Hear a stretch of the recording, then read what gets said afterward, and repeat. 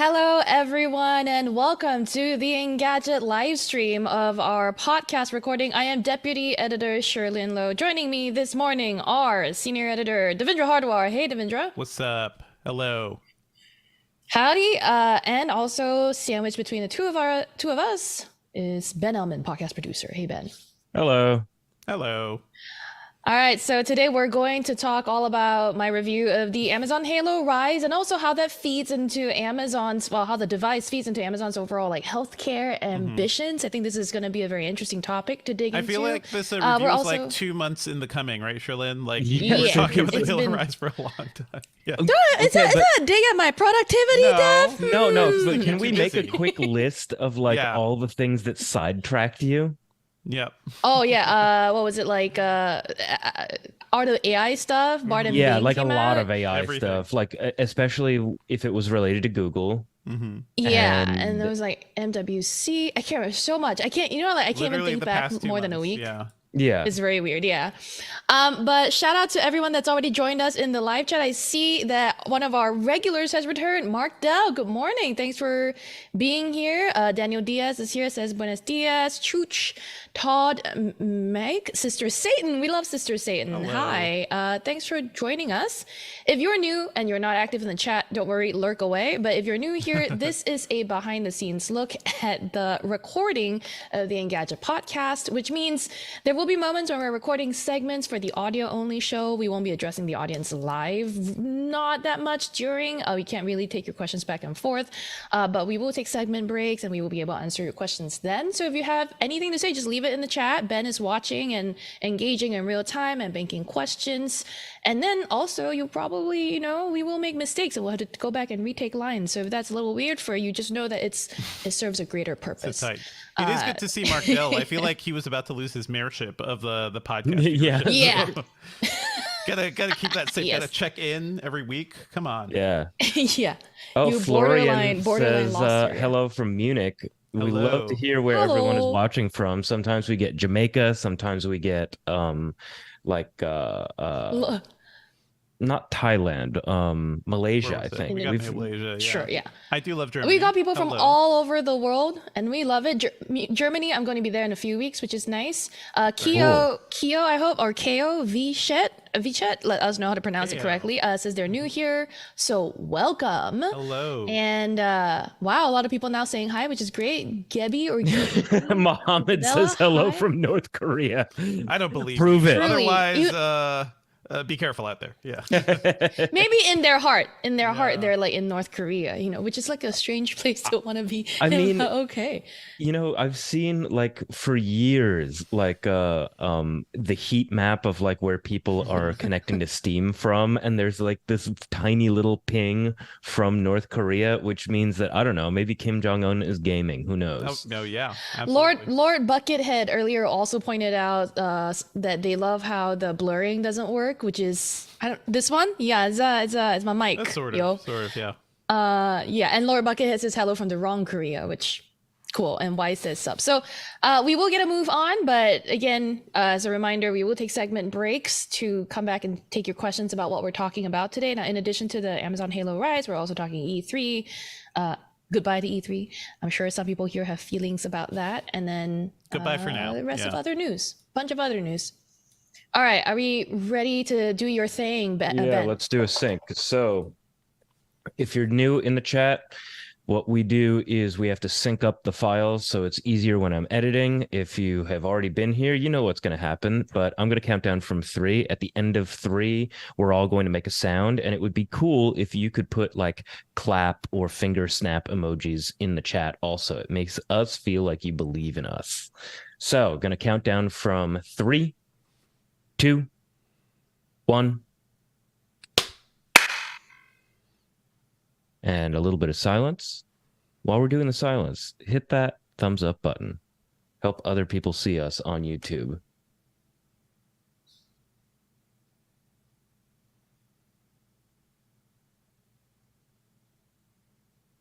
Okay, silence over. Let's get started. We love to see all the clap emoji and also the poop emoji in the chat. We got Poop emoji, Claudio, that's Daniel, new. Chooch. Okay. or Buckethead Y, Mohammed, everyone. Ben emoji, I guess. Yeah. I love that. Ben, my background noise might be a little bit different today because I got the AC on blast. It is. I don't hear it. You're good. It's not on blast. It's quiet, actually. Okay. Yeah. I mean, that's probably fine, but it'll be probably something. Yeah, I mean, I've had it on before in some recent episodes, and it doesn't sound like it made a huge difference. As long as you're not like right in front of it. And you don't have a window unit. You have like as long as you don't have like one of those like window units that you see in like a corner store or something that's just always going like then you're fine. Water on your head when you walk by. Dripping water on your head. Ugh. All right, let's get to it. Mark Dell said someone clapped so hard that they pooped very well. Okay, ready? Hello everyone and welcome back to the Engadget Podcast. I'm Deputy Editor Sherlyn Lowe. I'm Senior Editor Devendra Hardawar. And today we're going to talk about the Amazon Halo Rise. My review of it just went up this week on Engadget.com. You can check out all the details there. But we're curious to see how the Halo Rise, which is a bedside sleep tracker, feeds into all of Amazon's overall healthcare plans. It's a very interesting development, especially how Amazon's made moves in this area. We'll dive into that this episode. I mean, who doesn't want Amazon to watch them in their sleep, right, Sherlyn? Like, you know. I mean, I love a sleep watcher. I want a sleep stalker. I don't know what you're talking about. I don't think you really want that. We'll talk about it in a bit. This week, we're also talking about goodbye to E3. The Engadget team will be sort of going to LA, but not to, I guess, cover that specific show anymore. There may be other things happening, but we were not going for E3 because E3 does not exist. Yeah. Exactly. So we'll commiserate on that this episode, as well as discuss some other news. But in the meantime, if you're enjoying the show, please make sure to subscribe on your podcatcher of choice. Leave us a review on iTunes or wherever you're listening. And then if you have the time and, you know, want to have some fun, we actually live stream the recording of this podcast every Thursday morning at about 10:30 a.m. Eastern on the Engadget YouTube channel. It's always a fun time, and we're able to take your questions, say hi, and sometimes we have devices to show off. So you'll be missing out if you don't come join us. Okay, so this week, this review, long time coming, I know. I've been talking about working on this review for like what feels like months. And my review of the Amazon Halo Rise is finally up. Devendra, did you read it? I did read it, and I looked at the video, and I also saw you say you want a sleep stalker, Sherlyn, but the lead photo on your YouTube video is just like you sleeping in bed. And it's like I hope you knew that picture was being taken. I hope it wasn't Brian that snuck in and just took a picture. Brian, our video producer. This whole thing feels very disconcerting to me. So I know how much you hate wearing sleep gadgets, Sherlyn. Yeah. Like, how do you feel about this thing? You don't have to wear anything. That's great. Yeah. I mean, I love that, right? I love that I don't have to wear anything to bed. The thing that's nice about the Halo Rise and other sleep trackers like this, which by the way, there's one other I know of. So people can know exactly what it looks like, Right. There's one other sleep tracker like this in the market, which is the Google Nest Hub, and they both use radar to do motion sensing. And you know, if you place it next to your bed facing the sleeper next to it, it can detect like your breathing rate and use that information to see if you're asleep and what sleep zones you're in. So, you know, in the morning when you wake up, it can tell you how well you performed. I mean, you know, who doesn't want to track how well they slept? I do. We need more gadgets tracking our bed performance. Again, we're going to keep having this joke. Bed performance sounds strange. This thing has it's kind of the top half is sort of like a light that lights up too. It's a nice sunrise alarm. That's always fun. Yeah. It has, so this thing is like designed because it knows, you know, Amazon and other companies that make devices like this know that you're putting it in your bedroom, which is a very intimate space, right? So they're usually the messaging is very careful. They're like, we will never have like microphones on board. There's no cameras on these things. True. The motion this is not sensor an is Echo. There's no Alexa on this. Yeah. Exactly. Yeah. There's no, you know, Amazon's Assistant is not available on this thing because there's no microphone, which I'll talk about this later, but it's one of the things that I don't really like weirdly enough. At least the Google version had the microphone on board. But anyway, because it's so low profile, it actually blends in very nicely with most decor. It's basically a light and a clock. And then it has the motion sensor to detect your sleep. And that's pretty much it. You can also use the app to set like a smart alarm, which we talked about, or we will talk about a bit more, Devindra. But you and I have had conversations around like alarms that can detect what sleep zone you're in and then wake you up when you're in light sleep instead of deep. The perfect moment, not like a time, but when you're kind of drifting out of deep sleep and you just want a slight nudge and be like, a refreshing awake. That's nice. Yeah. Exactly. Instead of like jolting you like your alarm when you're in deep sleep, just jolting you awake, pulling you out slowly, or like not when you're in REM sleep, which can be like very sad too if you're having a beautiful dream and you're not like about what my to taste daughter the did to cake. me this morning. Good God. Really? Yeah. That's what your daughter did? Oh, she I'm woke sorry. up at like 6 a.m. because we make her a little tent in her bed, and she woke me up and was like, my tent fell. I'm like, okay, you'll survive. 6 a.m.? It's 6 a.m. and then we're up for the rest of the day. So yeah, great. See, this is why I don't have kids. If anything tries to wake me up at 6 a.m., they would die. Yes, but okay. So in general, I like it. Like you said, I love to track my sleep without wearing a wearable to bed, or even the Aura ring would be too much for me, I think. I don't want to have anything on my body either. Like the Aura ring, I know, even is a same. little too much. Yeah. Exactly. I can't wear any watch or any ring to sleep. I just can't. But there's also the options of bed sensors or smart mattresses, and those are either expensive or like, I don't know, my mattress They mess is like with really the way heavy. your bed feels because you buy a nice bed. You don't want anything.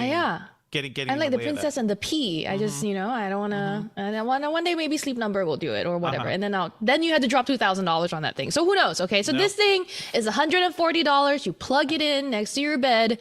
And like it honestly, it was easy to set up. You don't have to like do too much to set it up. It doesn't have to, it's pretty like its range of effectiveness is fairly generous compared to Does the it Nest just Hub, do which like, one person? Like if you were a couple yes, sleeping exactly. in bed, it Just doesn't the give you- person. okay.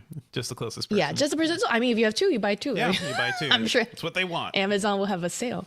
Yes. And we will get to like what Amazon wants to do with this probably eventually. But again, like this thing was pretty accurate at recognizing when I fell asleep. I can't tell you if it's accurate at noticing when I was dreaming or whatever. But this morning I woke up from a very vivid dream, like literally in the middle of the dream, right? So I looked at the data just now and I was like, yeah, I really was in REM sleep right before I woke up. So Nice. that's surprisingly accurate. And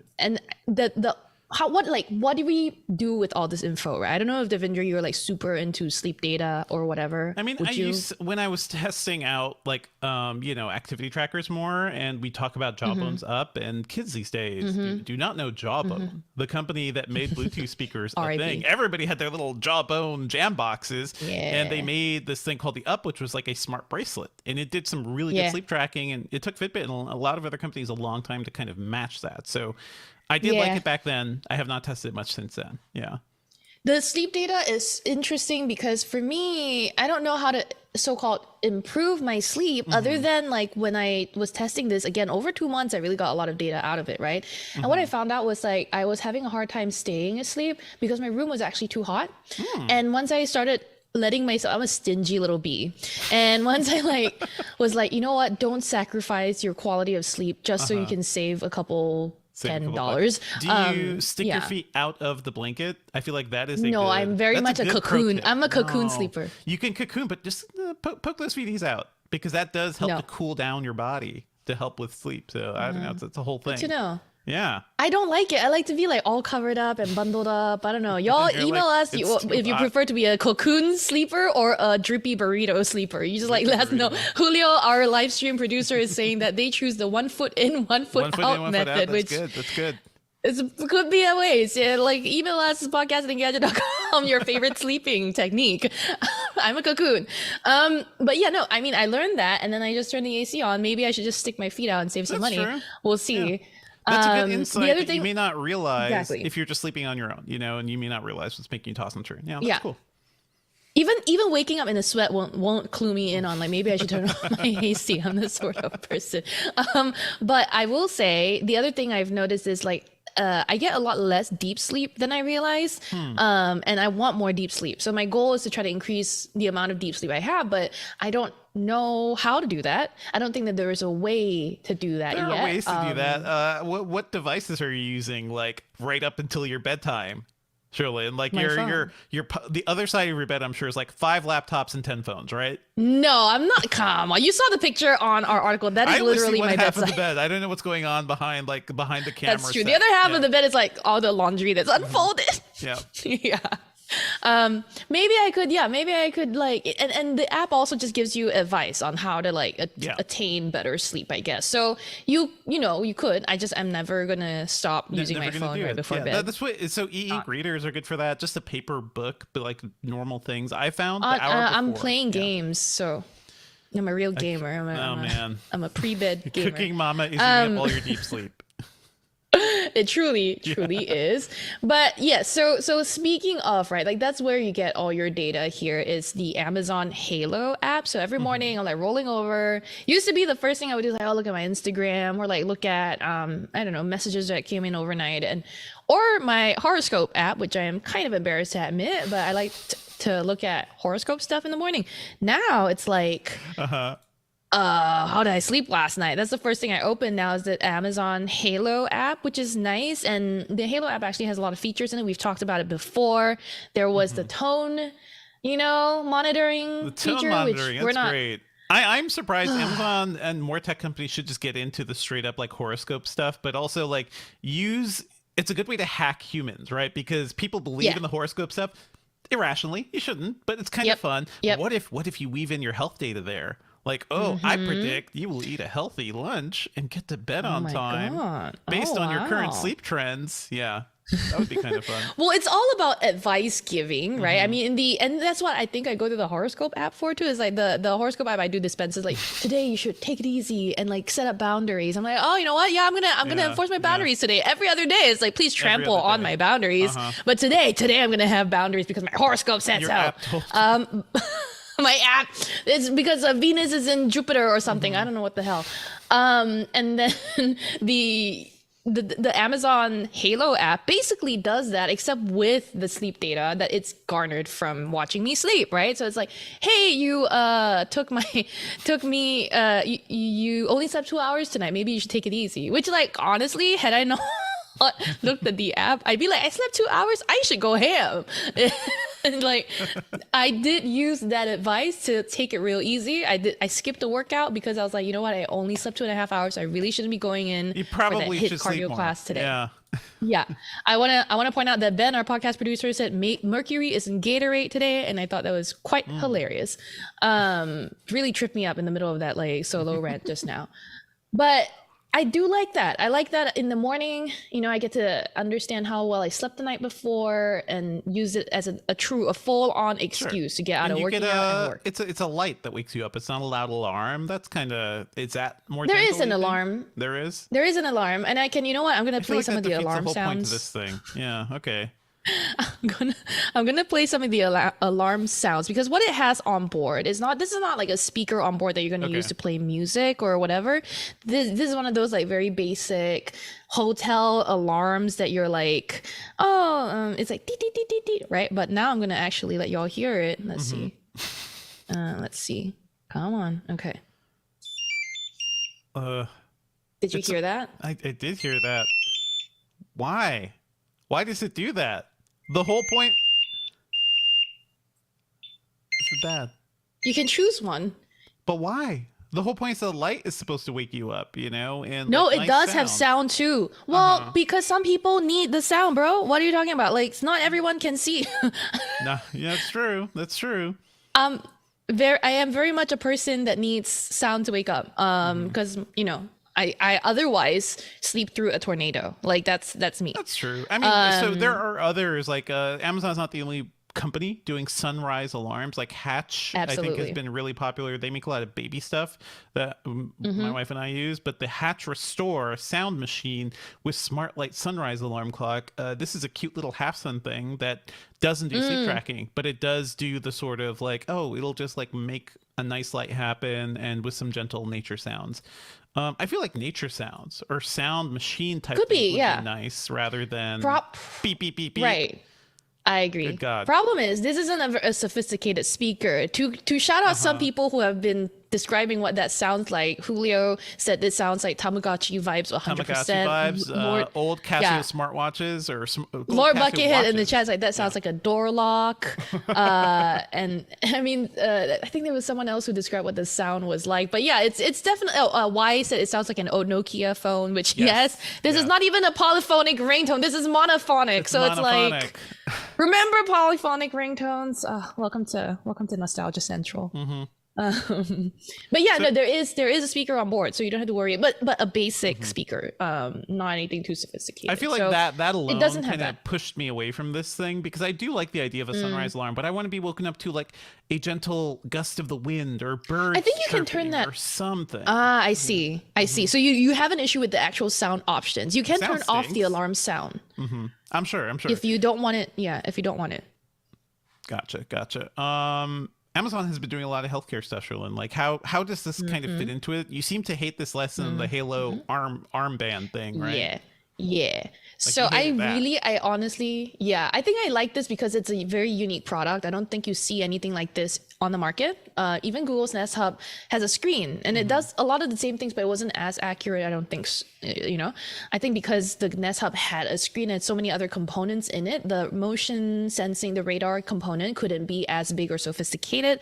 Whereas with Amazon's Rise, it's just a small speaker and some buttons, right? And a light. And it's got so much more room to like devote to a better sensor, maybe. This is me speculating. But so with that sleep data that I already described for you, like what you can do with it and see, it's in the Halo app, which is also where you can do things like I said, the tone stuff. If you have the Halo band wearable, you can track your steps and activity with you if you have the Halo band wearable. But if you don't, you can still use other features like the motion or the mobility and posture assessment tool. So I think this is actually a pretty cool thing that they offer, which is they can use the camera and monitor you as you do a series of movements and then tell you whether you have a full range of mobility or limited mobility, or and if you have stiffer joints than most, they will teach you some exercises you can do on the daily or regularly to improve your mobility. So that's actually, I think, a helpful feature for people who might have those issues. If you have tight hips or you can't do really a lunge fully, I feel or you can't squat super low, Just based on what we've seen, Sherlyn, I think I can describe Amazon's health ambitions pretty succinctly. Deeply disturbing, right? They just really want to get up in there. The Halo Smart Band, it still measures your tone, right? We complained about it, but it still does do that. And it does posture too, you're saying? Yeah. Posture assessment, right? Like it's posture looking, it can help you with that. And now then there's they're one watching more. you sleep too. And it's like, it's a bit much. It's a bit much, Amazon, but okay. I guess somebody may want that. It's like having a very overbearing parent always watching you, Sure. Yeah. It could be. But I think that taken as a whole though, right? If you think about all the different things they're doing, because I haven't even gotten to the one that like bothered me the most, which is body composition. And before I got to it, you said like it was deeply disturbing. I was like, I wouldn't call it disturbing. I think that they have like a different approach to overall health that is more holistic than everyone else. It is, it's like intentions are sound-ish, but and I say soundish because we can never trust Amazon, a huge company, right? But like its execution is extremely poor because you've got look, it's not wrong. Your emotions, which is what they're using the tone of your voice to like judge and evaluate your emotions, how stressed you are, that does play a part in your overall health. Your sleep does contribute. Your overall mobility does play a part. And then talk about your body composition as opposed to pure weight. That is also very important. Pure BMI isn't a complete picture of someone's general health. But like I said, the execution is pretty shit because the tone feature we've talked about a lot. It's not great. And we also talked about the body composition tool, which is where the app can use your camera, your phone's camera, to do a scan of you. It takes 4 pictures, front, back, left side, right side, and it tells you your body fat percentage and other details. Yeah. At first, I was kind of skeptical about how accurate it would be, and then Amazon in some briefings was like telling me, oh, it's as close to like DEXA scans as possible. And like back then, because I wasn't back when it launched, I think midway through the pandemic, it wasn't very like easy for me to test it because I wasn't going out and getting DEXA scans. I wasn't going out and getting like scans. But recently, and even like I could test it against like a Samsung Galaxy Watch, which had that feature launched on, I don't know, the Watch 4 or something like that. And it used bioelectrical impedance analysis, BIA, to tell how your like body composition is, right? Not very sophisticated because it's a wrist-worn version of that, but it was telling me things like 29% body fat, which I took to be real back then because I was like, oh, it seems in line with my history. And the Amazon Halo app told me about the same, right? All that changed when we were all going out more and I started going to the gym a lot more and I've been doing a lot more body scans. I do regular check-ins now. So I know exactly what my body fat percentage is all the time. I did go off the deep end there. I know that I've lost body fat over time, which is now I'm down to like 23, right? So when I just did when I was reviewing the Halo Rise, maybe 2 weeks ago, I did another body composition scan through the Halo app. You know what it was telling me my body fat percentage was? Want to guess? I don't know. Guess? 25, no. 30? Well, which one? Pick one. 30. It wants to shame you. It exactly said, it said I was 31%. It said my body fat was 31%, which does not track with the actual big one. Yeah. Well, it's like an Asian parent now, right? It's like, you fat. It really, the whole thing feels like, sit up straight. Sit up straight. You're not sleeping right. What are you eating? Yeah. Watch your tone. Oh my God. That's what Amazon made. This is terrifying. I don't think that it, like, I think there's a lot of things you can turn off. You can turn off the advice it's giving so it doesn't come off as an overbearing parent. But I think a lot of the execution, you're getting it. Yeah. Right. You are. This is true. But I mean, it's our relationship with the apps and devices we have really is largely for ourselves to decide in my mind. But somebody is going to do that. They're going to make AI mom, and you just call it mom, and it will do all the things. Oh, no. Oh man. Oh God, they're going to use this. Yeah, so all this in consideration, right? Like Amazon's approach to healthcare clearly is pretty holistic. Even setting aside the execution being very poor and questionable, they're looking at a different picture from everyone else, right? You don't see Fitbit or Apple or Google looking at your tone of voice because they know it's problematic. You don't see them looking at your body composition in the same way. They're not trying to use like a phone camera to help you decide because again, they probably know it's not possible. I can see Apple thinking about doing it and realizing it's not possible and like backing away from it. But Amazon is like, we're gonna do this. We're gonna make it doable, approachable, and then like screw it that we don't give the correct information or data. Screw it that the tone thing isn't actually very helpful or useful right now. Like just let's just push these features out. Why though, right? You gotta. Why is Amazon doing that? Like, is it just to get people I think it all into comes the ecosystem? like, so listen, things are not great at Amazon right now as a company. Lots of people are being laid off. I know somebody as a company, they are weirdly like aggro towards their employees. I know somebody who had like come to New York for a work event, and Amazon was like, yeah, you're taking the subway to a crappy airport that's close to a crappy hotel that's close to the airport. It's they nickel and dime everything. It's very controlled. It's very tightly like restrictive. And I do feel like that corporate philosophy, Amazon is probably, I can see Jeff Bezos with his swole arms just thinking, how do I do this for my people, for my customers? How do I control my customers and make them just like me? It feels weirdly controlling, all of this. Yeah. I mean, Mark Dell in our chat says that he wants Amazon dad. I mean, Jeff Bezos is Amazon daddy, right? Yeah. Oh my God. Amazon zaddy. I think it is. Amazon is a complex company. I think Bezos is out of the picture, but the company is still being run by a lot of the same people that were there when he was around. So they have this philosophy of radical honesty, which I hear when any company does that, is kind of bullshit. It's kind of like, Are oh, they so your though? supervisor can tell you just bluntly, oh, you messed up, don't do this. And they have like Yeah. posters around the office dedicated to this stuff. But what it does is turn your entire workforce into like these bunch of aggro jerks, because you feel like you Yeah. need to speak up, and quieter people and people who are maybe a little more like aren't as type A may not thrive in that environment. So it Or- feels like that. Yeah. Instead of and not to mention all the union busting stuff, right? I All mean the- that's in everything, the union warehouses. Yeah, busting, so much. yeah. Yeah. So if we get to all of that, it paints even like a crazier picture of what Amazon is. But if we focus on the healthcare side of things for a little bit, right? We also have to consider the fact that in 2020, Amazon launched its own pharmacy. So it's delivering medications that are, I guess, more over the counter type, and maybe some prescription type ones over to you.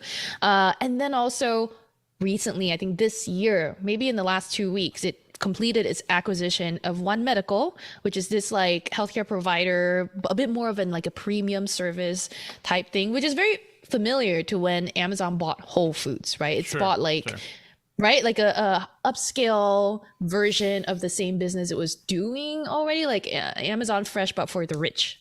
But for the rich, And that's what yeah. One Medical feels like to me. Yeah. And so I don't know if like I don't know, if you go see a doctor, would you be like, do you feel icky if you think that your doctor is like Amazon paid by Amazon? I feel icky about everything tied to Amazon right now, and this whole thing is like, I do like the idea and the functionality of this device you're talking about, but I don't want to be like more latched into Amazon's data structure, because I still buy stuff from Amazon because it is unfortunately the easiest Yeah. and simplest Well- way to do a lot of things. So Yeah. it stinks. It stinks that we're forced to like coexist with these frickin' titans of corporations. Yeah. I agree. I mean, recently Amazon also changed the I guess the policy around Amazon Fresh grocery delivery service, which is now instead of like hitting $35 to get free shipping for your groceries or free delivery for your groceries, now you have to hit $150 for free shipping. Ridiculous, Otherwise, you yeah. pay $7 Yeah. or $5 depending on how much you've bought. So I get that we need to pay people and delivery drivers and all of that stuff better, but 150. And anyway, short story is I stopped buying my groceries from Amazon.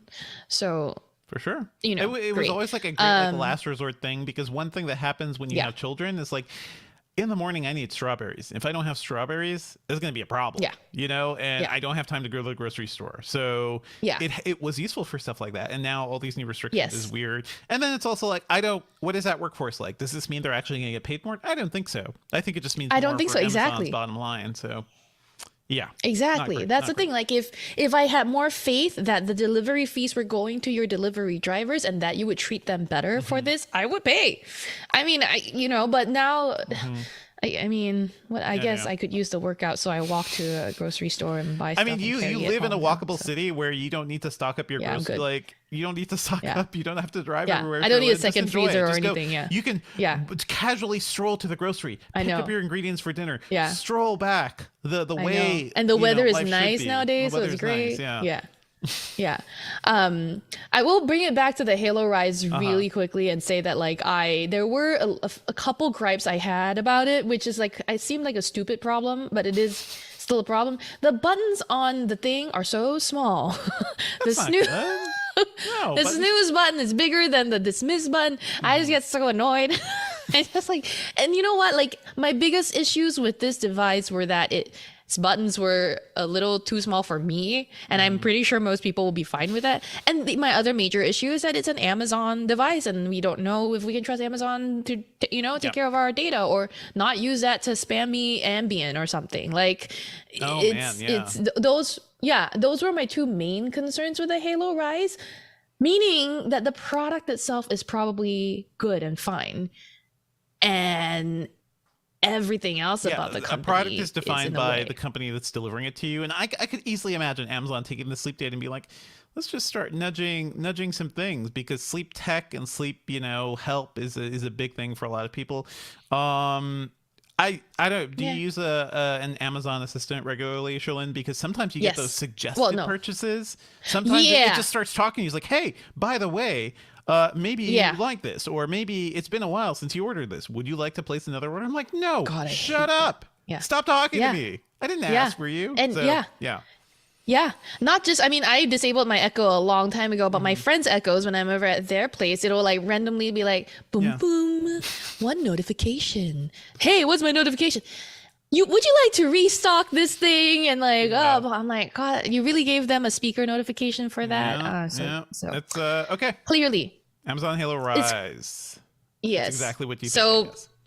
hardware itself, fine, but you have to be comfortable with giving Amazon your info. And that is the main takeaway. And if you have any thoughts on how Amazon is moving into the healthcare space, or if you have any questions or concerns, or you want to, again, tell us how you sleep, burrito or cocoon, you Burrito send your cocoon, thoughts to podcast sideways, fully at black on your engadget.com. tummy. There's so many things. Yes.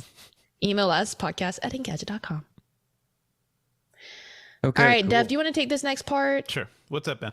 Oh, are we gonna do a little break? Or Should we not? talk? Yeah, we could Yeah, we could. We got time. if you want. Yeah, Yeah. we could. I saw a lot of good chat questions. Hello, chat. Go on, Ben. Sorry.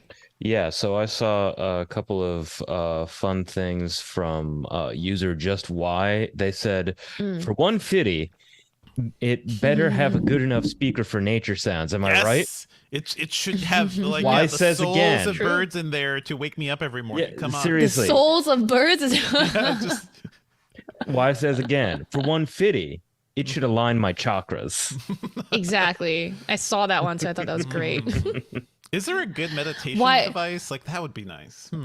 One more why is just picture Jeff Bezos looking at you sleeping on like that would give me nightmares. Don't think I can. absolutely. Now, just The one of imagine like him- jacked Jeff Bezos. I'm imagining that maybe he's shirtless too for whatever reason. He's just like sitting in your corner watching you. It's you remember the picture of Jeff Bezos getting ready to eat an iguana and he just has this huge smile on his face? Like I imagine that Oh, no. just sitting over Oh, your head no. like he looks terrifying. Oh my gosh. Look it up, people. Mark Dell brought up a very good point. Mark says, I hear this device beams purchase ideas into your dreams. Was my vivid dream about the latest It, Anchor products? It could. That's horrifying. No, I was having a very good dream, actually. I just wish I didn't have to wake up and go to the gym. Wow, why did I totally forgot about this picture of Jeff The Bezos picture. eating an iguana? Why did iguana. why did he allow His this PR to people hit were the just internet? like asleep, Jesus asleep Christ. for that whole thing. disgusting. Yeah. Oh, gosh. There is nothing So this makes creepy. him look so evil. Yep. Oh, Lord. Lord Buckethead said, deep sleep requires more tequila. Yeah, I know. By the way, that to be also. clear, I was the like, yeah, buddy, do you have that's something great. you want to talk about? Alcohol does not actually help you reduce sleep. It Yeah, gets you no. to sleep, Yeah. but your sleep is more And fitful. yeah, and It's bad. recently I've been having the terrible alcohol sleep Oh, too. I'm So yeah, like it used to be a little bit better, but it seems to be curdling. Lord Buckethead also said that they remember sinking a jawbone bracelet through a 3.5 millimeter jack. That's Amazing. That's good stuff. Great times. It's good stuff. Man. Hi to Dom Larry, who joined midway through, I think. And yes, the games that I played before Bit, they're not a Fortnite for sure. It's a what do you call it? Not Candy Crush. What's it called? One of those Royal things. Match. Like Anything dots? with Oh, a okay. backlit screen for an hour before you go to bed messes you up. So Oh, but You it know. puts me to sleep. My eyes get so heavy does- by the it time does I'm put like you to sleep. swiping to Yeah. match those things. I'm like passed out. I just like throw my phone off and I'm like gone, which is great. Freddie, you're never late. You're here, and that's better than never. Hi to Freddie. Hi also to dude named Charlie who said they have windows. I think that's because of sleeping in a not dark room, right? Like you well, don't need you the know, light. we all have windows. I think a lot of us have windows, but sometimes it's a cloudy morning. Sometimes our Yeah, stupid sure. society decides to move the time of day back or forth, which messes everything up. So you can't rely on those windows. Shazad unfortunately. just said that you love my in-depth review, especially the part where I blessed you with my complaints. I don't know if that's a positive or a negative. Please let me know. And Martel said that his body composition is mostly McDonald's and Taco Bell. Wait, More hold like body on. decomposition. Classic Gamer Gal What? says, "Oh, cool, that's me in the thumbnail pic at E3 2017." What the really? heck? Ooh. That's funny. Cool. That's funny. What's our thumbnail picture That for the was slate from or like a something? Getty. It's from like a photo service. So that's funny. Ah. Hi, it's nice to have you on our stream, you big time celebrity. Immortalized.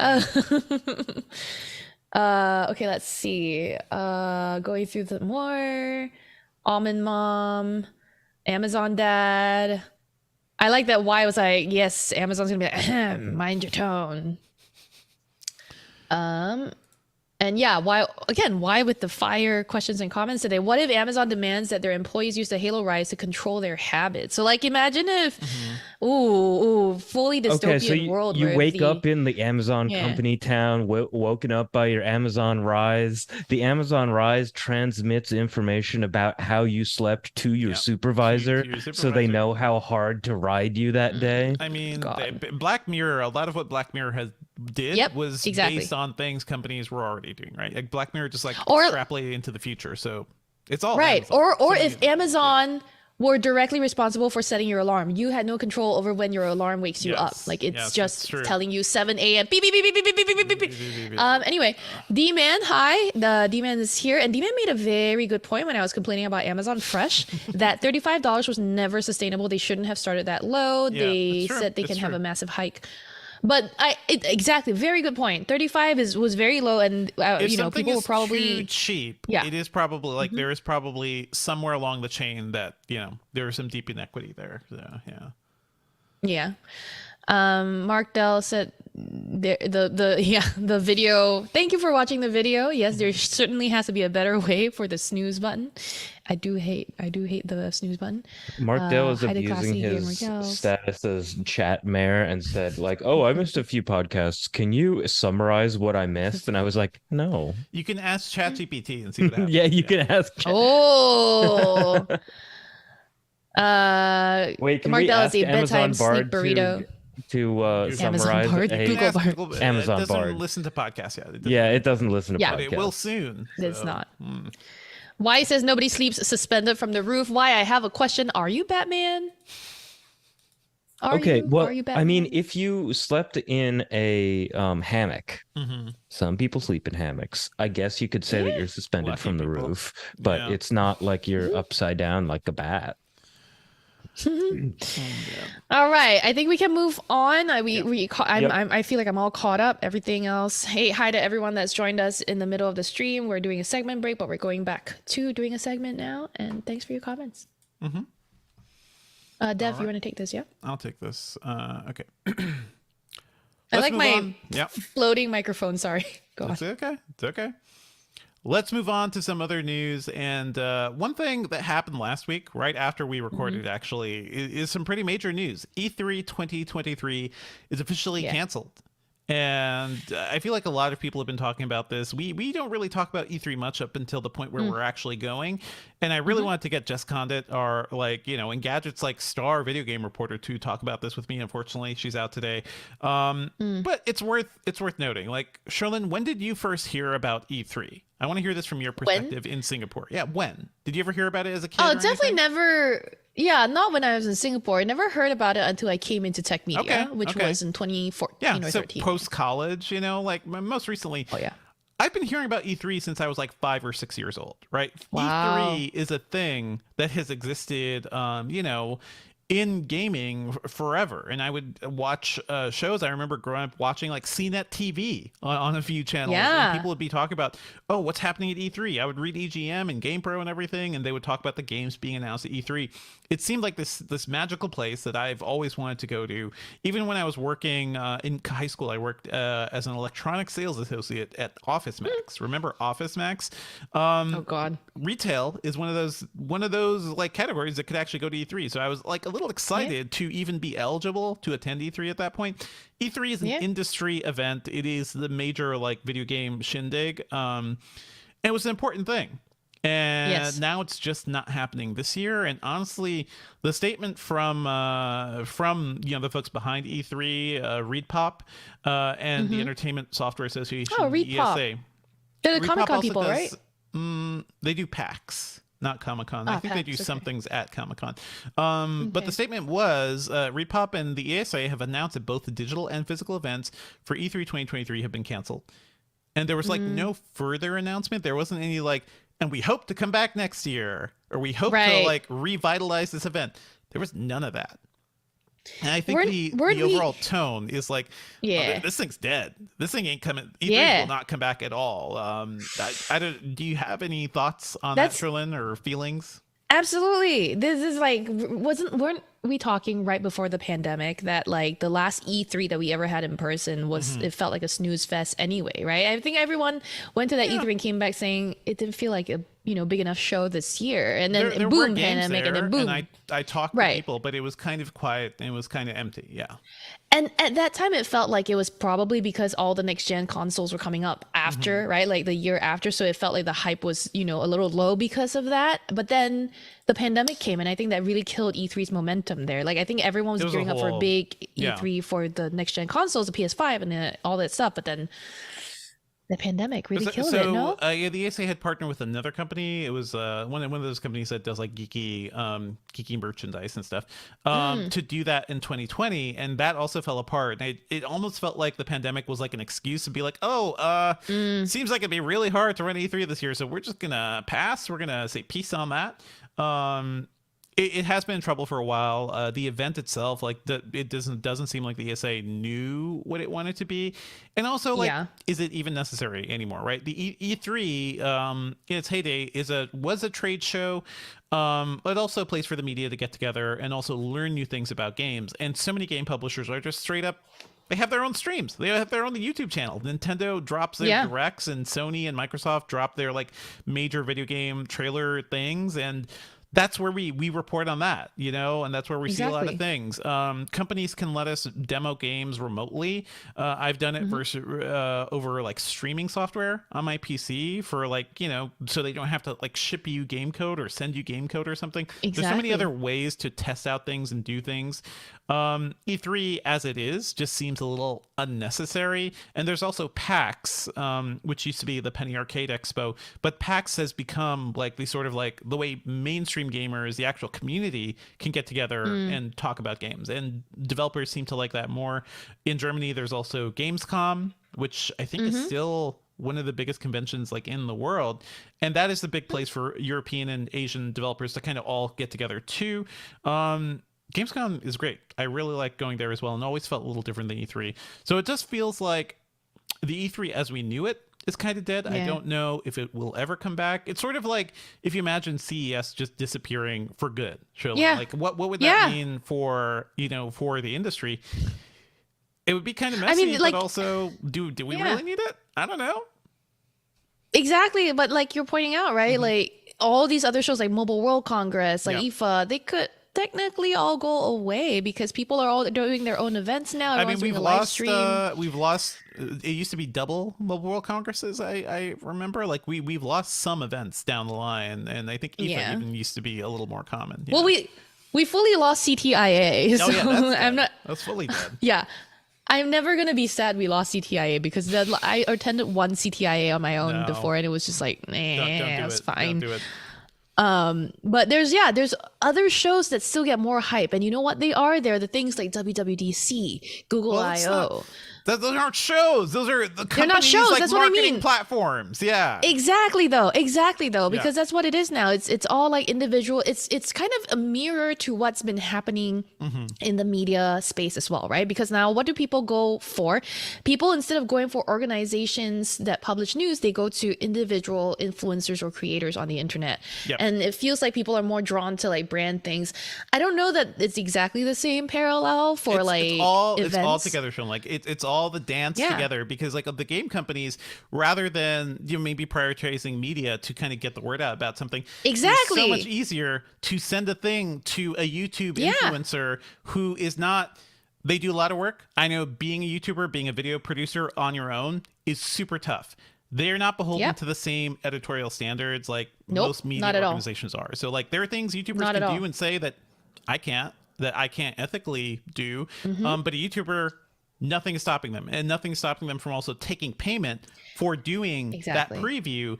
And that is happening a lot. And the whole way communication has gone out has just like radically changed, because the companies don't need media, really. They don't need they don't even need to like talk. They can talk directly to consumers, but also if they need some hype, they can pay an influencer or like give some free stuff to an influencer and they will just do it. So And like, that's I kind want of to, yeah. yeah, and I want to make it clear, like there are some influencers that do it with like great ethical responsibility. There are some that do it well, but you like the fact is there are a lot of influencers that don't either. It's also making me and all of us question like, what is the right approach now? Like, do you just say no, or do you like? And also, the fact that influencers can they take their money from these companies directly. That's where it gets a little iffy. However Yeah. ethical. Right. However ethical they can be, the fact that they take this money to produce content, whether it's fair or not, means that they are going to go, the content's going to focus on whichever company can pay the most. Again, whether or not it's good or bad content, whether or not it's objective content, right? Let's say, for example, I'm going to take a hypothetical company, Taki. I don't know if that's a real company, but we're gonna go with it. Let's say Temu, for example, right? Temu out of nowhere just made 3 Super Bowl commercials. What if suddenly they just paid 7,000 influencers to do shopping haul videos? Yeah. Those videos could say that the clothes that they got were shit, but now everybody's gonna know what Temu is. So It doesn't even have to be 7,000. It could just be a couple dozen like really influential influencers. Because the thing is, there's a lot of influencers. Only a few of them actually have like demonstrable audiences and influences. Let me I think a lot of things that when I hear pushback on this is like people also don't understand how the media side of things work. Because Engadget is sometimes sponsored by companies when we cover other things. I never touch that. Sherlyn never touches that, right? There is a whole like when you say sponsored by companies, you mean like ads.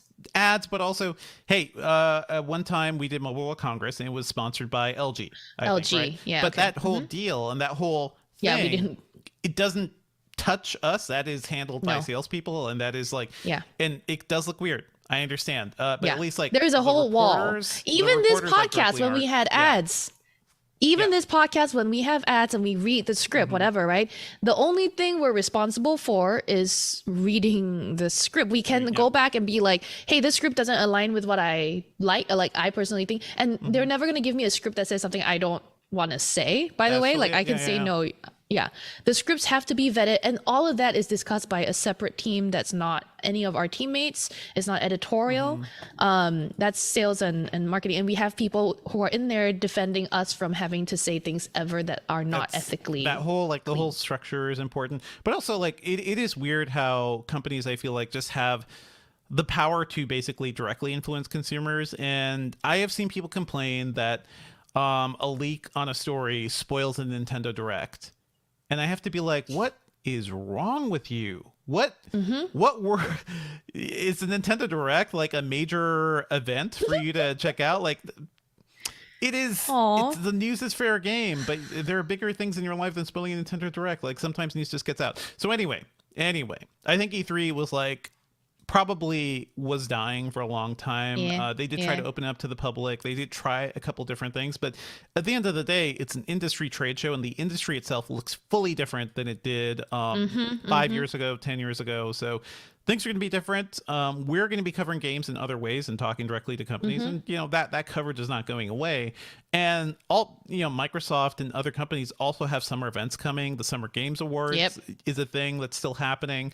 That is a whole other thing we could talk about, like because that's an awards show that's also like directly benefiting certain developers and companies. Like it's all confusing. It's all kind of a mess right now. But I want you all to be aware, like. It is kind of new territory we're getting in, and some of the ethical considerations are kind of messy. So just keep that in mind when you're hearing about, impressions from your favorite influencer or whoever, or even from us. Like think about how these things are all interconnected. For now, I'll just say RIP E3. I'm glad I was able to go to E3 for a couple of years. I hope it comes back in some form. I hope there's a way to do it, maybe virtually, maybe satellite events, something. It'd be cool to have it back. Yeah, it'll be nice. Pause and you do something. Okay. So you get to do something. Hello, chat. Hello. I'm sure everybody, tell us, like, when was the first time you heard about E3? Because I distinctly remember reading about E3 when I was like 6 or 7 in like an EGM or something. I was like, man, that sounds like the coolest place in the world. I'm back. I needed to turn off my AC because it was actually getting cold. Sorry. You don't have a smart AC, Sherlyn? You can't do that with an app? I have one. I needed to set the temperature higher because It's okay. Do you want me to intro Twitter, or do you want to do that? Whichever what do you prefer? Okay. Okay, I'll do it. You do Twitter, and I could do the Asus ROG thing. Perfect. Mm-hmm. All right, so on to some other news this week. Twitter, once again, was in the news cycle. I feel like that's every day. It's like AI and Twitter, that's my life now.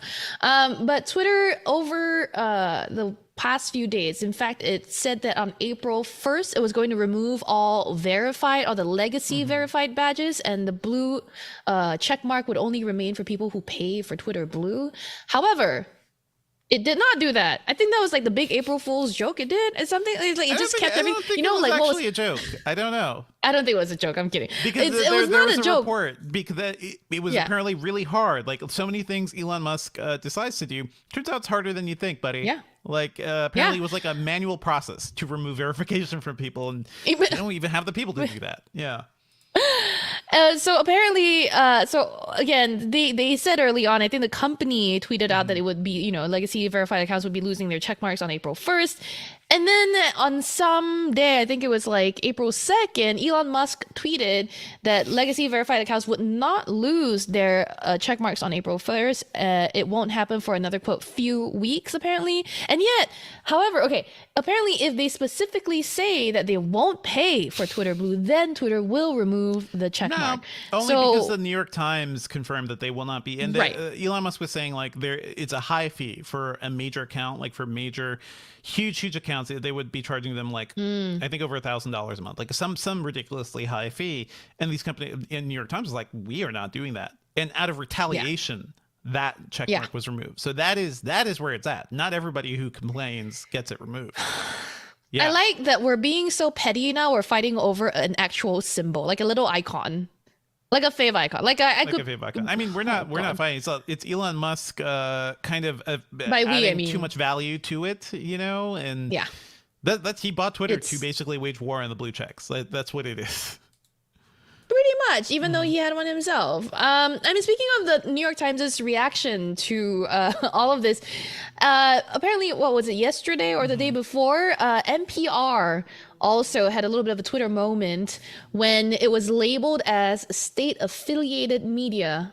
Its account was labeled as state-affiliated media, which is kind of confusing. I saw on Reddit there was a thread about how that's could be accurate and could be not. What is your take here? It's absolutely NPR gets a fraction of a percent. It gets very little money from the government because a lot of people have done a great job of stripping money away from public media. That state-affiliated media label is meant for things like RT from Russia or Xinhua from China, like things, the actual voices of the government being used in media. NPR is definitely not the voice of the American government. So, yeah. Yeah. I am as we speak, looking up the Twitter accounts of Singapore's state-run media. I'm just okay, let's see if those have the same badge. But yeah, I mean, the NPR is a public funded, media organization. Barely publicly funded. It's more like listener funded and more donation funded. That's what I meant. Sorry. Yeah. What do you mean by public funded if I said that? Public funding means public money. It means money from state. Like taxes. Gotcha. Taxes, yeah. Okay. That's what that means. I am currently on the Straits Times, which is Singapore's national newspaper, and it is not labeled as state affiliated. They got away country. With it. The main thing is NPR has editorial independence, right? They're not beholden to what the government says. Yeah, that's the main thing. So I feel like this all ties together because it's Twitter being petty, it's Elon being petty, the New York Times losing the check mark, this thing around NPR, because they're saying things he doesn't like. And it's so sad. And how else was it petty, Sherlyn? There was something else that happened. I thought this was so funny. I don't think it was petty. I thought it was funny, but I might not know the full story. I don't. Yeah. It was covered in Doge. You may have noticed that your Twitter, if you still have your Twitter account, has Doge dog icons or whatever all over the place, and cool. I only noticed, I was like, what is this gold colored thing at the top left? I was like, did I get my gold check mark for no reason? And then it was like, no, it's a Doge. And it was all over the place. I think Elon Musk himself was tweeting As of Monday afternoon this week, the Twitter web client on its loading screen and its main interface had the Shiba Inu, the face Shiba of the Inu. Doge Yeah, meme. yeah. Ruining Yeah, Shiba you know, Inus forever, among other things Yeah. crypto did. Yeah. Well, showing up everywhere where you would normally see the blue bird. So, Musk himself also tweeted a picture of a Shiba Inu talking to a police officer in a pulled over for like a driver's license identification, and the Shiba Inu is in the driver's seat. The Twitter icon is on his driver's license picture. But why, Sherlyn? Why could this be happening? You think he's just making a joke? Or could it be like last week, Elon Musk asked the U.S. judge to throw out a $258 billion racketeering lawsuit against him because people are accusing him of running a pyramid scheme to support Dogecoin? It's always a grift. It is always a grift. It's all Dogecoin. It's all Doge. Trolling us on Twitter because of this whole Dogecoin thing. Most likely. Like, that's not fully confirmed, but it's also like, this is his sense of humor. It's so dumb. We are living the dumbest timeline. Oh my God. It is. To be clear, this didn't happen like on April Fool's Day, but it felt like a joke. It Yeah. It's a joke on us for sure. It's a joke. But something else that happened on or around April Fool's Day, Devindra, Asus launched a device.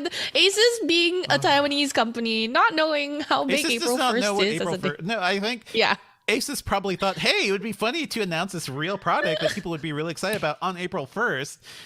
To which we're like, what are you doing, buddy? So on April 1st, Asus like did tease this thing, the ROG Ally, the Republic of Gamers Ally. It's like a Steam Deck portable, competitor. And everyone was like, oh, that's gaming, cool. yeah. But it was April 1st, and we're like, oh yeah, they're kidding. They're not doing that. And then a couple days later, Dave 2D on YouTube, a good influencer, by the way, they just sent it to him. They sent it to him without fully confirming it with media. And then he put up a video displaying it. It's cool. It seems cool. It has a 7-inch touchscreen. It has a 1080p display with a 120 hertz refresh rate that's twice as fast as the Steam Deck. It doesn't have the touchpads that Steam Deck does, but it looks a little sleeker. This looks like a really cool device. It just seems very dumb how Asus did this. Like, stop shooting yourselves in the foot, guys. I don't know what's gonna happen here. I would love for us. Do you think this will come to the U.S. like be sold in the U.S.? Probably. Okay. Like these things, we are seeing these things being sold in the U.S. from like no-name Chinese companies. Sam covered the Ioneo, which is a slightly more known brand. And Ioneo is making like really expensive versions of ones that are more powerful.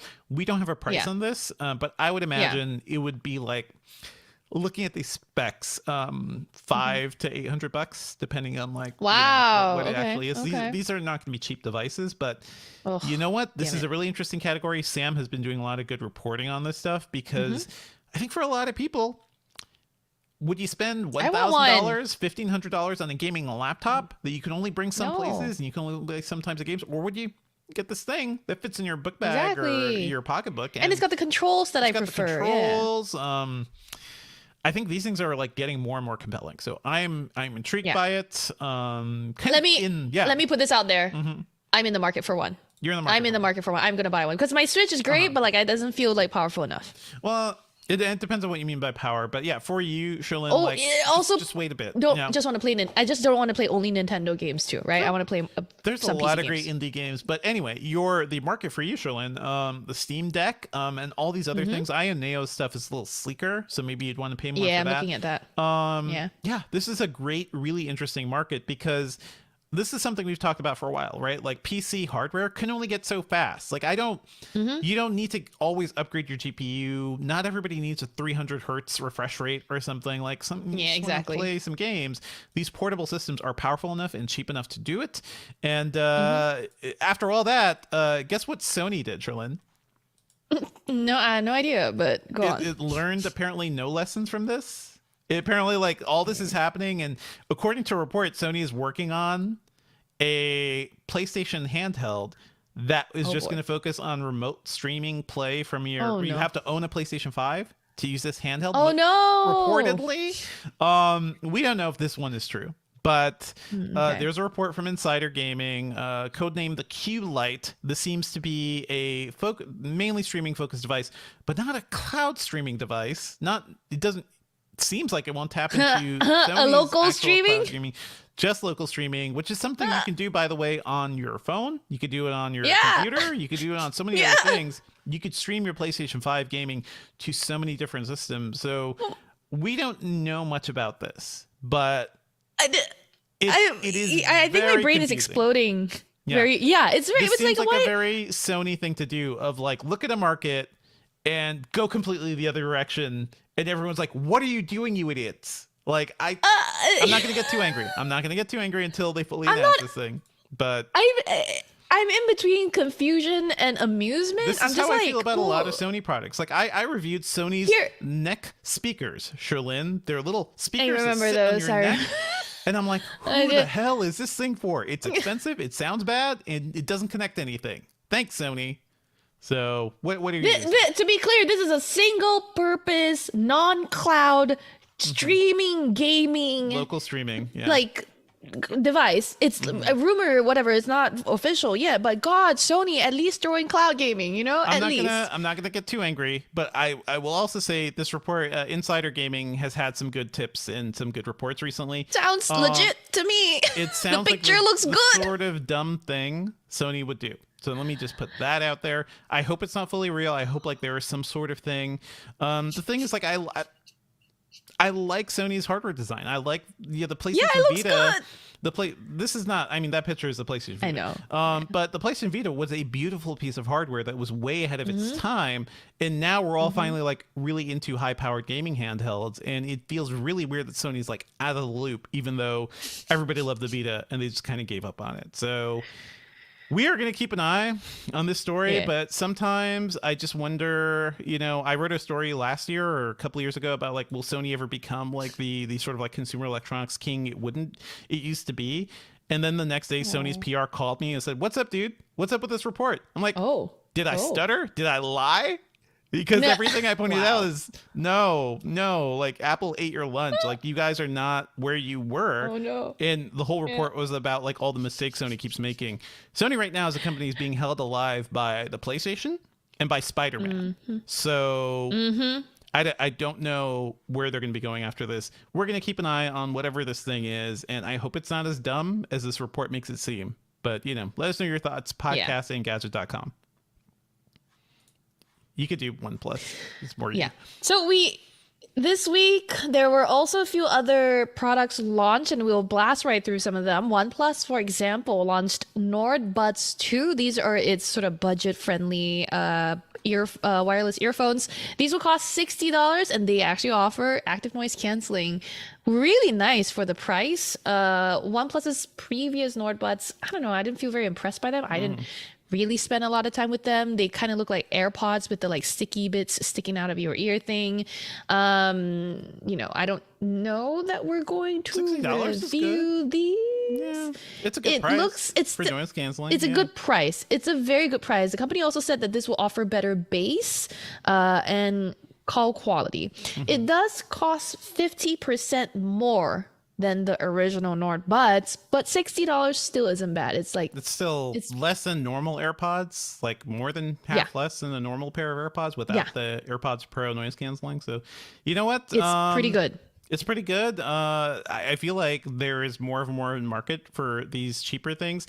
I lost my AirPods Pro when I went to go see John Wick 4. And I'm mad about it. My little like Find My app is still pinging me from the theater, and nobody knows where it is. So I just ordered another pair of those things because I use them so much. They're always attached to my ears. So that is a sign of a good gadget. When I got the Ellipsa 2 came out 2 years ago, I think. Yeah. Okay. So I looked at it. That thing was $400. This one is $400. And it just didn't seem like I don't love e-ink writing that much. I just want to read some books. So don't mess up my life with productivity. This seems cool. This new one. I might call this into review, actually. You should. Although I need to like. It has adjustable lighting. Has a better stylus. Ooh. You could do some. Does it have good note-taking software? Yeah, That's really my big. That's the thing. Yeah. Yeah. That was my big issue with the Amazon Kindle Scribe.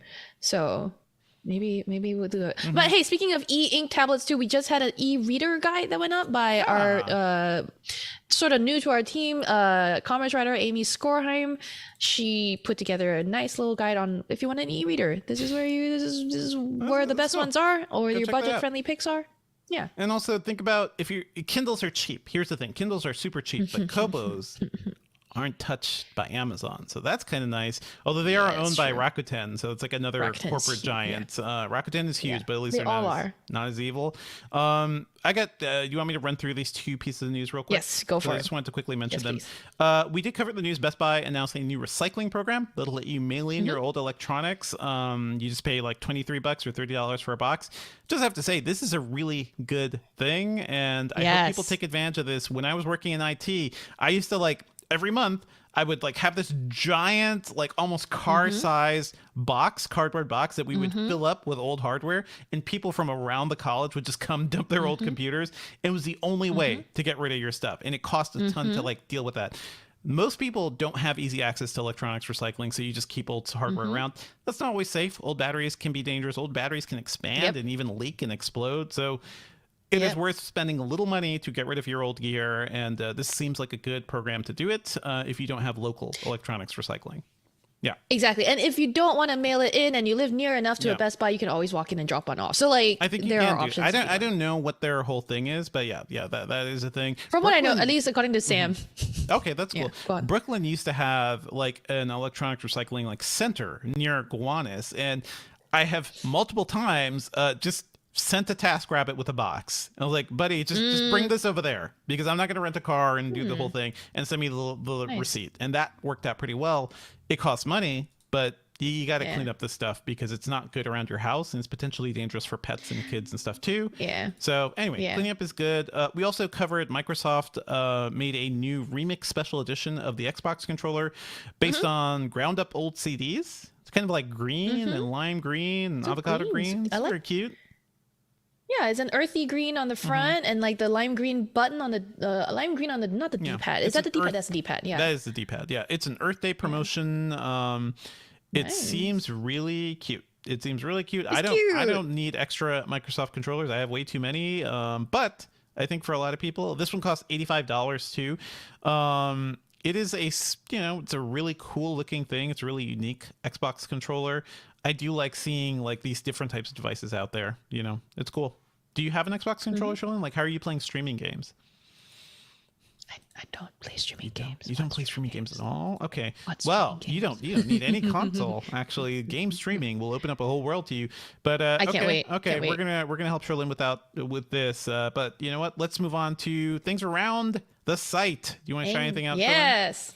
I can shout this out because I actually know this story. Yeah, you go on. Yeah. Let's move on to things around the site, and I just want to shout out James True's review hands-on of Adobe's podcast tool. It's a text-based audio editing tool.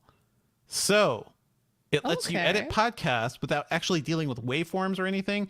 There is a tool that does this already called Descript that I know a lot of actual radio programs and podcast studios actually use. But this is Adobe's version, and it also ties into Adobe's AI cleanup, AI tool to just make your sound better. James put up some conversations between him and Matt Smith, and he has the untreated sound and he has the Adobe enhanced sound, and my God, it is like a night and day difference, because Matt was speaking in from his laptop speakers, and it just kind of leveled it out and made him sound better, even though James was also was speaking from a good proper mic. Check out this report. I think this tool is really useful. Personally, when I'm working on podcasts, I want to be in there. I want to see my waves. I want to see all the pops and clicks and all the things I need to fix. But eventually we won't need to do that at all. It seems like the AI tool also removes the ahs and ums and weird silences and kind of. I like the ahs and the ums. I like that too. That's the other thing. I like humanizing our stuff. So anyway, I think this thing is cool.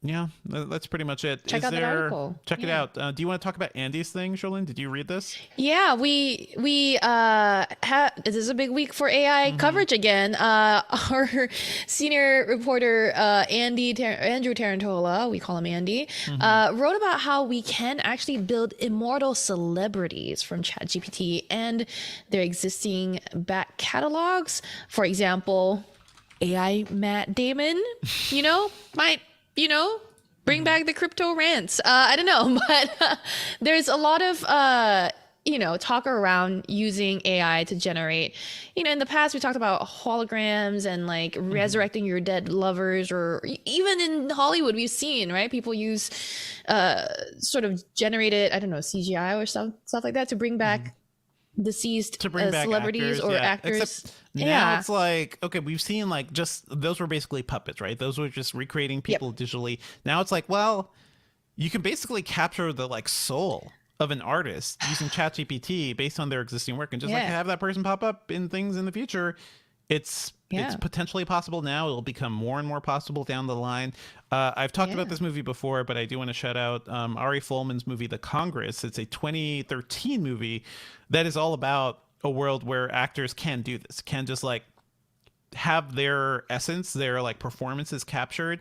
And in that world, they are basically, they can never act again, because only their digital version is the version of them that can be in movies. It's a really cool sci-fi concept. It's a great movie starring Robin Wright.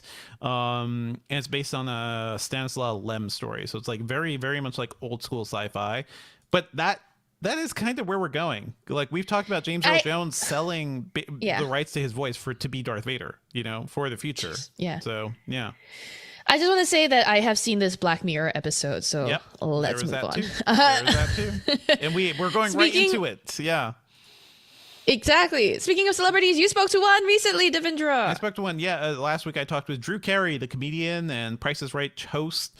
He used AI on a radio show episode. Every Friday he runs like a 3-hour radio program where he just like he compiles classic rock and talks to people on a Sirius XM channel, and he used ChatGPT and like one of the, I think it's 11 Labs, like voice recreation software, their AI voice stuff, to have an AI voice introduce the show, talk about the songs. I put up a demo of it on the article too. It's called the article's called "Drew Carey Made a Radio Show with AI. Fans Weren't Pleased," because his fans were not happy with it, and I do feel like we're going to see a lot of that sort of reaction. But we had a good chat about like why he is not really afraid of AI and why he likes to mess around with these things. He's a geeky dude, so he is not afraid to like try out new tech. Anyway, it's a great chat, and check out that interview over to Engadget. And if you want more AI content from us this week or last week, our video on Watch Us Try to Break Google Bard and Bing AI went up on the Engadget YouTube channel. If you haven't watched it already, it's fun to watch me get friend zoned by Google Bard, isn't it? So if you're ready to watch that, go check it out. Google Bard's not as friendly as Bing AI was, I guess. Yeah. Oh, absolutely. I got friend zoned. You got the whole like record. Yeah. This took us like 2.5 hours to record, actually. You. Yeah. Yeah, it's straight up. We asked it the meaning of love. We asked it to go on a date with me, and it just was like, not interested. No. And I was like, that's harsh. So there you go. But yeah, that's around Engadget this week. Dev, what are you working on this What am I working on? Yeah, I'm always working. I'm always working. Oh my God, it never ends. Oh, yeah. But I am working on a piece about large EVs because I did test Rivian's R1S SUV recently, and I kind of love it, but I also have maybe learned to hate very big EVs and very big cars in general too. And there's a good conversation to have around like maybe we are getting the whole electric car thing all wrong by trying to redo big pickup trucks and big giant the Hummer with as an EV. Does that actually solve anything? Does that actually help anybody? Because these things also require a lot of materials, and they're big and heavy and more dangerous. And what happens when a 7,000, 8,000 pound car like the Rivian R1S is crazy fast? That thing can hit 0 to 60 in like 3 to 4 seconds.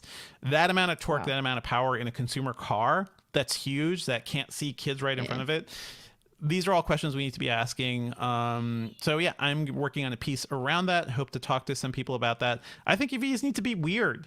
Me too. They shouldn't look like cars. They shouldn't look like the things we're used to because they don't need engines. We don't need that whole space in the front. Look at a company like Canoo, Canoo, which is making these like cute pod-like EVs.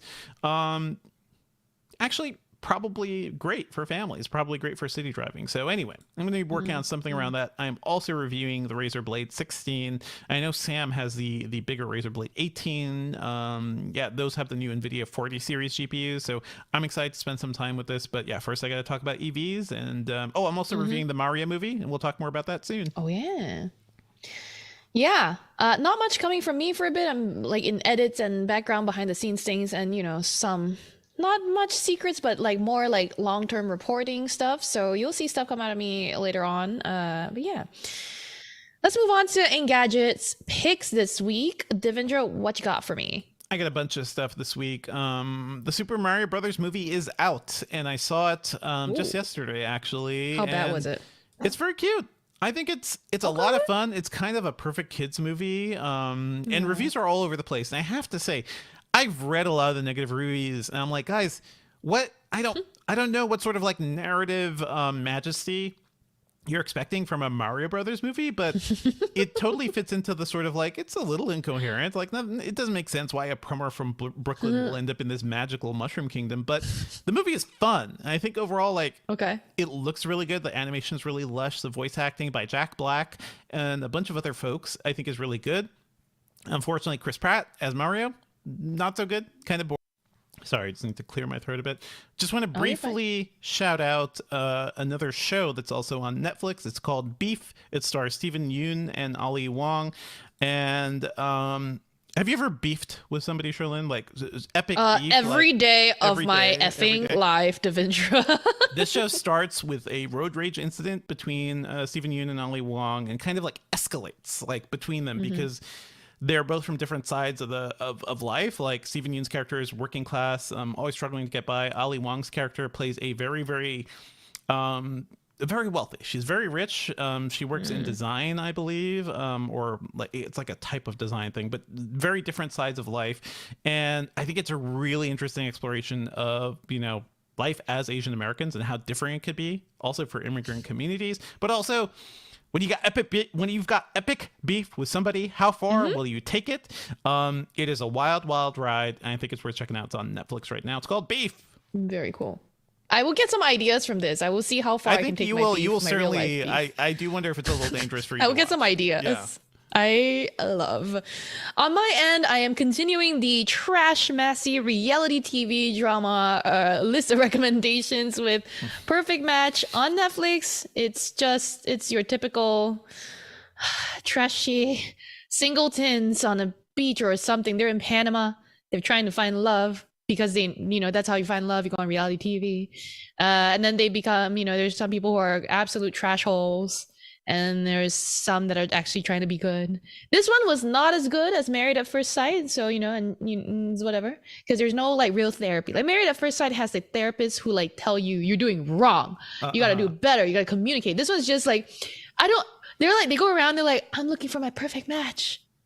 I think it's you. And then the next week they're like, no, I think it's this person that just came in. They're my perfect match. And it's just so bad, but it makes me feel so good about myself. So there we go. And then my other pick, it's not pop culture, but it is pretty relevant to the conversation we're having, which is $8. This is something that our again senior reporter Andrew Tarantola brought to my attention really. It is a Chrome extension that helps you figure out if the blue check mark that you're seeing on Twitter, it's a legacy one or a Twitter blue paid one. So if you spend that much time on Twitter and you want to know if the blue check mark is legit or paid, this Chrome extension can help you figure it out. And it's free. And if you don't use Chrome, then I'm sure there are other alternatives on the way. We didn't fully talk about this in the Twitter conversation, but the reason this is necessary is because the language between verified blue check users and the Twitter blue people has been kind of equalized in ways, because I think Elon realized we were dunking on everybody who paid for Twitter blue. So they sort of like, instead of removing the check marks, they just like equalize the language between the two. So you have no clue. So Very yeah, silly, and so to very spell dumb. it out, Yeah. exactly. To spell it out, it used to be legacy verified, which is people who didn't pay for Twitter Blue would have the explanation be this is a legacy account. It may or may not be noteworthy He was or trolling. something. He Like, as trolled if, us with yeah, that label. he was trying to Yeah. troll us, and I was like, no, I like legacy Thank you. I want Yes, legacy I'll hold on verified, to my. I may or may Yeah. not be notable. Yeah. Yeah, I may or may not. I might. I think I'm not, but thank you. And then Twitter Blue was Twitter Blue. This person pays for Twitter. This person has a blue check mark because they pay for Twitter Blue. Now the wording is just this person has a blue check mark because they either paid for Twitter Blue or they're legacy verified.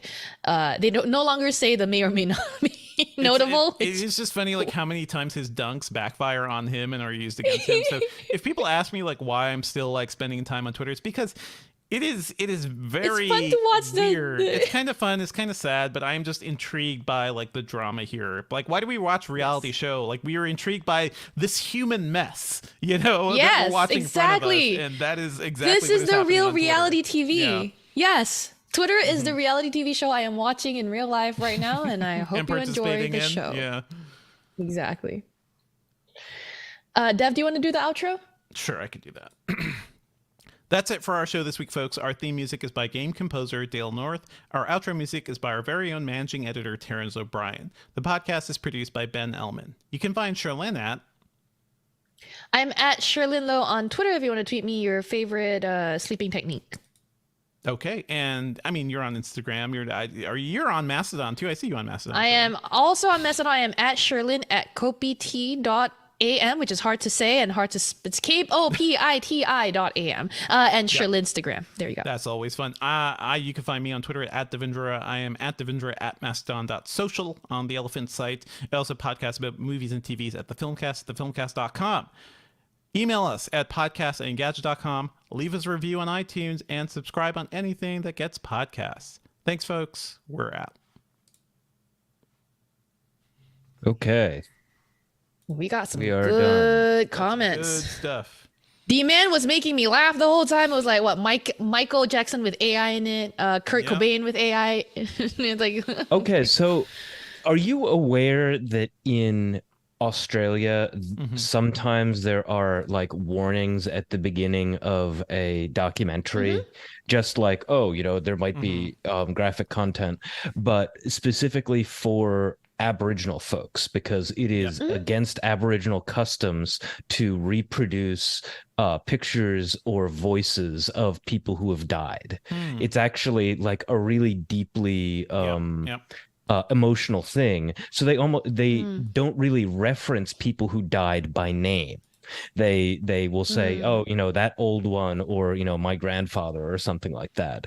So I mean, this is just like really perfectly setting up some kind of situation, or a really good sci-fi story where if you are like recreated in AI or something, that means that your soul is actually like stuck in purgatory or something. You cannot reach the hereafter if you have not actually gone to the hereafter. I like it. that's good to know. We have similar practices in Chinese culture, but not the whole don't mention the name thing. It's like if an actor has their picture placed on a funeral thing, like if in the scene their picture was on a tombstone or they were on the coffin, then you have to give them a rip packet with some money in it to like compensate for the bad luck of that. Oh, That makes sense. Yeah. wait. Okay. So like if their face was on an altar in a movie, then they have to like Yeah, get in a show or whatever, like a compensation. black and white picture on the tomb or on the altar or whatever it is. Like if it was insinuated that they died and their picture was used, then yeah. Julio says that his culture is like in the movie Coco. We try to never forget names. Yeah, it's Very nice. Okay, so yeah, we've got Mark in the chat, but honestly, this has been Y's show the entire time. Yeah, well So, done, Y. We're yeah, gonna Y- crown one commenter each week. Yeah, Y says the duck goes quack quack, the cow goes moo moo, It's true. and the dog goes tweet tweet tweet. Oh, the Doge. Yeah. The Doge, yes. And then Bryant Mitchell and I were talking about something that I also mentioned in the production chat, which is that like NPR isn't state media, but like the US has state media. It's called Voice of America. Like the Trump administration tried to really politicize Voice of America. The Trump administration also tried to shut down Stars and Stripes, which was a real problem because one of my college classmates and veteran worked for Stars and Stripes like right around that time, and he was like, "Am I gonna have a job in like a week and a half?" It ended up being funded again. Yeah. Then we've got KP saying, "We live in a sci-fi story. A 14-year-old boy trapped in the richest man's I body." saw that. That's true. Yes. And then D-Man Hi, also shout saying, out hi to Lucky Dog. Sorry, I just wanted to. Yep. I know Lucky Dog joined a little late. Go ahead. and then D-Man saying, "As a PSP and Vita owner, I highly doubt I'm going to get a Sony Cloud gaming handheld." Yes, because we've seen how that's worked out before. We've seen, but you know, it's Sony. It's still gonna look like cool enough to be like that would look nice on my shelf. You know. Oh, I really want to buy a handheld gaming computer. Anyway, go on. There's so much stuff that you could get that it wouldn't, like, you could get art.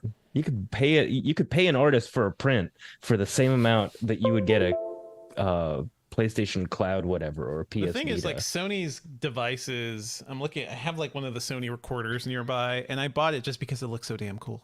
Just because I saw it in the documentary. It's like, that is the nicest design little cute audio recorder I've ever seen. And Yeah. Sony stuff can look like art, you know? Yeah. Yeah, okay. Hey, So hi Kyla to Tech is Jonathan keeping us- Anderson. Sorry, go on. Oh yeah, hi to Jonathan Anderson and bye to Jonathan Anderson. Hello. Bye. Oh, left again? Oh, okay. Yeah. Well, I mean, because Jonathan Anderson said, "Oh, I thought Jonathan Anderson was I think saying Jonathan bye." Anderson just No, joined. he Yeah, said yeah, yeah. late, but y'all are Yep, still on. they just Woohoo. joined, yeah. Okay. And then Kylo Tech is keeping us honest, saying that Elon is no longer the richest man. Yep. That's true. I Thanks think to it's Twitter. Oh no. like Bernal No, why? No. Bernard No. Arnault or something. Yeah, I think No way. the LVMH guy is the world's richest man right now. Oh boy, I love it. Long King said, so the blue check mark is going to give us access to movies and videos soon? I don't know. What is it going to do, man? It's goddamn. It's Yeah, and the whole Doge meme is a bit stale, yes. But, absolutely. you know, Elon. And when we were talking about $8, which I also heard about through another source, but I wanted Julia to put up this picture of, if you've been on Twitter for the last few weeks, you know what I'm talking about. One mannequin pointing to another mannequin who is clearly like very embarrassed, and it says, "This MF paid for Twitter." Yeah. Perfect. Great meme. It's a great meme. And so that's used since exactly Musk came what on. Elon Yeah. is trying to keep people from doing, I think. That he No, doesn't want to remove all the blue checks. Yes, There we yes. go. Because this has been so Why effective. does the mannequin look like that? I always see this picture like, why does it look like it's so terrified? Oh man. Julio says low-key Oh, cringe, boy. but sure, lol. Have you been on Twitter recently? It's all low-key cringe. It's all leaky cringe. I mean, since Elon came aboard, like, cringe was the name of the Literally game. since he stepped Yeah. foot into the offices carrying a sink. Yep. Man, boy. who should play Elon in the eventual movie of this whole disaster? Because I think that I think Army Elon Hammer thinks Elon should comeback. play Elon. Army Hammer. Army Hammer. Yeah, but I Army think Hammer Elon would- comebacks story. No, but Elon thinks he himself should play Elon. So It should maybe, be AI. He might just direct the whole movie himself, you know. I mean, that's what he thinks yes. he's doing right now. Army Hammer. Shazad, during the messed up talk. thing is that Army Hammer would do a great job on would it. do Okay, sorry, Sherlyn, go. Go. No, you're fine. You're fine. Yeah. No, the Shazad pointed out during the e-reader discussion where we talk about software of Kindles or e-readers that can take e-ink, saying that exporting notes or highlighted parts to a PC is where they all fail miserably. I agree. I really want e-ink note-taking software to be much better now, but I'm sure it'll get there. It just will take time. Remarkable seems to do a good job. Like, for the people that pay for it. Yeah, but you have to pay for it. You have to pay for it. Yes, you have to pay a subscription. Which Damn it. sucks. Yeah. I think the funniest thing watching the whole yeah. Twitter thing is like, yeah, Elon Musk. has lost a lot of money, and it is kind of hilarious, like how badly he's doing at this. And maybe like now, it's just funny to see somebody just like completely shit away their legacy. You know, like if he had just shut up, everyone would be like, "Oh man, he's the SpaceX guy. He's the Tesla guy. That's so cool. What a genius!" Like he cares so much about the planet. He's really trying to get us to go toward like an electric, like a solar powered electric future. Wow, that's so cool. But he wouldn't. You could have just sat on a yacht. Who is again our comment queen this week, said, "Oh no, is Julio Barrientos' job in jeopardy because of Adobe AI?" Well, not that would be Ben's job, but also that would be all Ben. of our jobs are in jeopardy. Thanks to AI, so. Fight me. Yeah. When related, I know that that Y also asked, how do we feel about AI versions of ourselves? It's a good question. It's a good question. I've thought about it. I would love to be able to like have input on what the AI version of me would be. I'd be like, be less insecure. I mean, be kinder to yourself. You know? We have to think about this because people on my movie podcast, one of my co-hosts went ahead and like created AI voice, versions of us, of me and the other co-host, and it sounds pretty good. But now we have to start thinking about like the things that are like, well, that stuff we should just as a society assume is just like unethical. You should not be like messing around with AI versions of other people. Like these are standards like we have not even had time to think about. But I think that should kind of be the way it is. And then if I had full control of my own AI self, and if it was important enough to make money for my family, like after my death, absolutely, sure, make me an AI. Yeah, that'd be great. Julio says that he, if he had his AI self based on his online profile that social media and Amazon have gathered, he would like to talk to his AI self to get to know himself better. So like the version of you, right? The Julio that's presented by a social profile, you're like curious what that looks like. That is a Black Mirror idea. That's Donald Glover interviewing himself, basically. That's what that is. Dude, I would so do that though. I'm sure would talk to my AI self. I'm sure that would be so scary though, because like like your interior life so much better, but like the AI wouldn't be able to like fill in your interior life. Sure. So it would just be your like shallowest possible impulses. There's that Karen Gillan movie that came out recently, which is so not that great, but you may like it, Sherlyn, actually. Duel. It's on Hulu, but it's the one about where your family can create a clone of you if you're about to die. Like a direct clone, but the clone doesn't have your memories, so that you have to train your clone as you are about to die. And the whole thing is, it's like training your replacement at a job. It is literally training your replacement. But the opening twist is that she doesn't die; she actually continues to live. So then it's her and the clone, and then who's the best version of herself? I feel like that movie could have been so much better. I don't like the way that director writes words because people speak like robots, but it is a really interesting concept. Yeah. D-Man also says, but D-Man's grandma AI, I really want to find a better way to pronounce that because it looks great on text, can live forever, and I will never, ever, ever have to let go or accept loss, right? Yeah, that's good. That's good for us as a society. No, it wouldn't. It'd actually be terrible. There's every now and then I forget my grandmother passed away. I'm like, oh shit.